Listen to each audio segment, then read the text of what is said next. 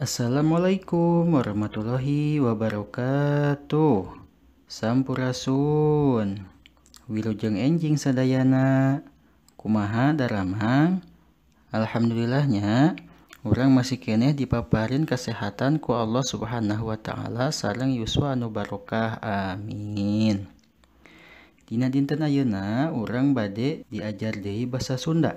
Dina dinten Rebo ayeuna urang diajarna nyaeta diajar bewara. Bewara ieu benten antara bewara sareng warta. Upami bewara mah sami sareng pengumuman, upami warta mah nyaeta berita. Tah di dieu aya salah sawios contoh tina bewara. Mangga ku hidep regepkeun perhatoskeun naon anu bade dicontohkeun. Contohna sapertos kieu.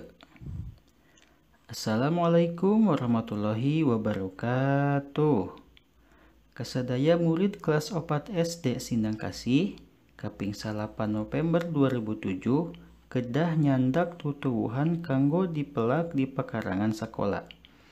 Tutuwuhan anu dicandak kedah jenis herba, nyaeta tutuwuhan anu tiasa dimangpaatkeun kanggo landong.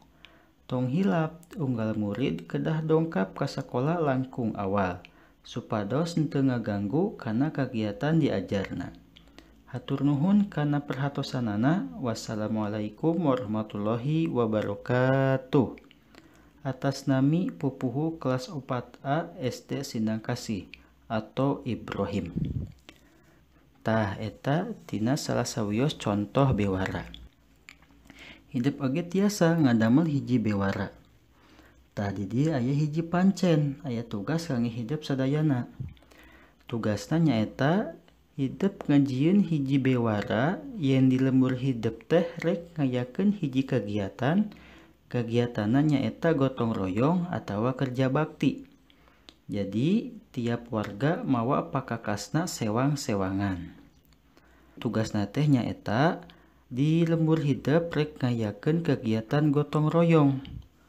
Tiap wargana mawa pakakas sewang-sewangan. Mangga wilujeng diajar, wilujeng ngerjakeun tugas. Hapunten bilih aya kelepatan. Wassalamualaikum warahmatullahi wabarakatuh.